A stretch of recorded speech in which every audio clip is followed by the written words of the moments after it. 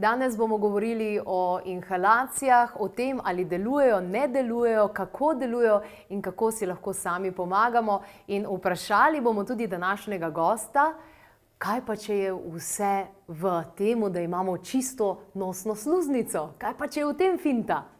Ja, zdajle, če imamo čisto nosno sluznico, kaj ne rečem čisto? V redu je, da imamo čisto, sam večkrat se dogodi, da se v tej sluznici kakšne bakterije pridejo in imamo problem, pride do vnetja in imamo problem.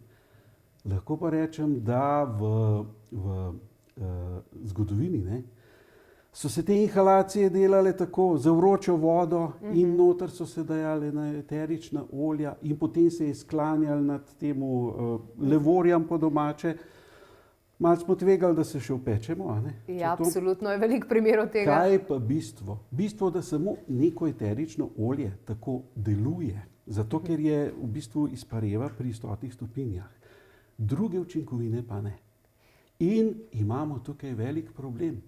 Taka inhalacija je, tako bi rekel, kar zelo neučinkovita. Čakajte, se pravi, vi hočete povedati, da ta parna inhalacija, kovter čez glavo, pa levorček, pa te zadeve, da to v resnici da ne deluje? Poglejte, čaj. Dajmo čaj noter in kaj bomo videli? Da enostavno, če bomo vso vodo izparili, tisto, kar je pa ekstrakcije čaja, bo pa na dnu ostalo. Ravno tako kot v morju. Poglejte, v morju je približno 3% soli. Voda izhlapi, ne izpari, sol pa ostane na tleh. To se pravi, mi bi pa želeli, imamo fiziološko raztopino 0,9%, bi pa želeli, da gre vse skupaj v naš dihalni, respiratorni sistem. A je tako, da si želimo? Ja, zato, da bomo pač sluznico obogatili, da bomo dali po domače povedano material za sluznico. Je tako, ne? Želimo pa tudi kakšne druge učinkovine dovesti v sluznico. Ne? To je bistveno. To pa lahko naredimo z inhalatorjem. Poglejte, prva zadeva, dajva reči nekaj. Para ni sposobna nositi učinkovine. Aerosol pa je sposoben. In kakšna je razlika med paro pa med aerosolom? Ja, no vidite, zanimivo je, da optično je to neka meglica. In tudi po internetu še, da nam rekel ravno strokovni članki, ampak veliko je tega, govori se kar o neki meglici. Ker ne vejo točno, kaj je aerosol in kaj je para. Ne? Aerosol so v bistvu drobne kapljice. Manjše morajo biti od 100 mikrometrov. Zato, da preslepijo naše živčne končiče, ki jih imamo tukaj. Če so večje, potem mi začnemo ali kašljati, ali pa nazaj nekako povračati. Ne dopustijo živčni končiči, da bi mi neke kapljice, ki so večje, v respiratorni sistem unesli. A je tako? To se pravi, kapljice morajo biti manjše in potem pa mi to, da bom rekel, malo prevaramo te živčne končiče in te kapljice lahko podihamo. Če so kapljice tam nekje 2 do 5 mikrometrov, pa pridejo točno čisto do alveol dol. Aha, to dejansko kjer želimo. Kjer želimo, točno. Se mi točno. zdi, da je to zelo aktualna, pereča tema, sploh po samem covidnem času, kjer smo vsi na tem, da moramo dajati več pozornosti našim respiratornim sistemom. In zelo mi je všeč v knjigi Sanje Lončar, sem prebrala, zdrava sluznica je hidrirana sluznica. Če ni hidrirana, vsi ti virusi lažje s svojimi krempeljci pridejo po sluznici navzgor in pridejo dejansko do pljuč. Če je pa sluznica dobro hidrirana, navlažena, jim pa spodrsne in ne morejo priti dejansko do cilja. Točno.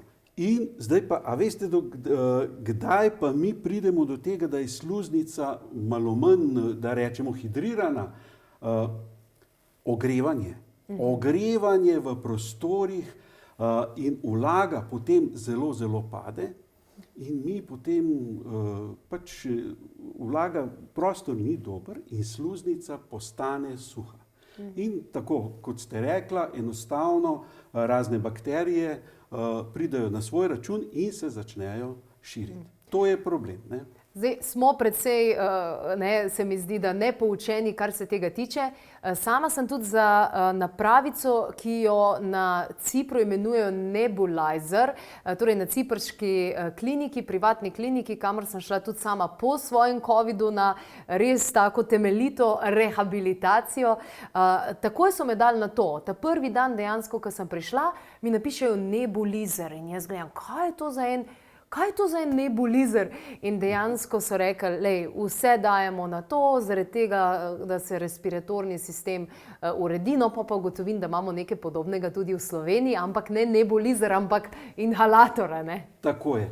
Poglejte, to je tako. Razpršilnik bi bil lahko, nebulizator, teh imen je več. V bistvu gre pa to za naprave, ki proizvajajo aerosol. Aerosole, se pravi ne paro, ampak aerosole. Točno. Tukaj ni nobene temperature, tukaj je pršenje. A veste, pršenje in da bistvo je, da dobimo mi te kapljice aerosola tam 2 do 10 mikrometrov, če hočemo delovati v spodnjih dihalnih poteh.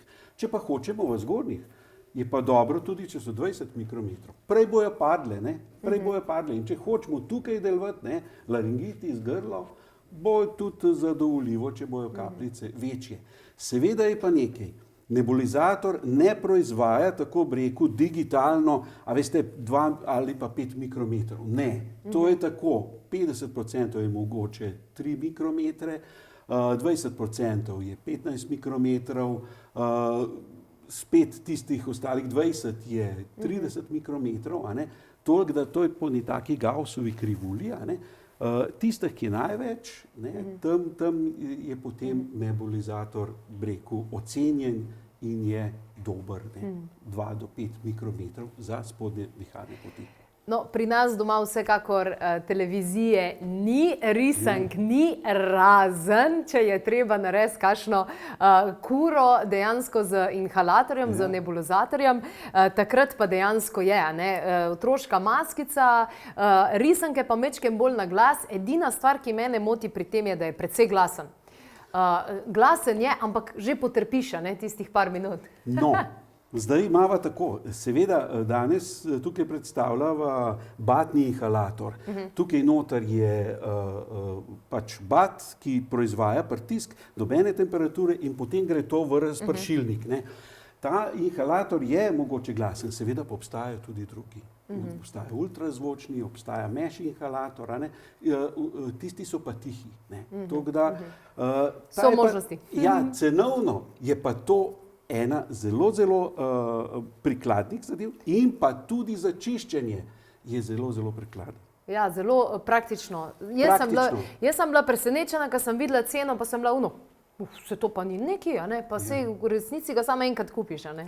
V bistvu inhalator, ja, seveda je pa treba razpršilnik menjati. A veste, kaj se dogaja? Dogaja se, da se razpršilnik, kjer ima 0,5 mm, ima to razpršilno, breku, luknjico, ja, in to se včasih potem lahko malo zamaši. Na koncu sezone, če ne očistimo dobro, ne, pa tam lahko nekaj soli pride in se to zamaši in priporočljivo je, da se menja razpršilnik. Ja, to je to. Torej, sluznico bomo na ta način hidrirali, zdaj pa kaj bomo dejansko dali noter? Lahko dajemo kakšne čaje, lahko dajemo kakšno stvar, ki je tako in drugače blagodejna za našo sluznico, o tem bova še govorila v nadaljevanju oddaje. Hvala lepa za te informacije. Vi pa spremljate nas še naprej, še kakšna informacija pa na klepetobkavi.si, če jo želite kar takoj, tukaj in zdaj.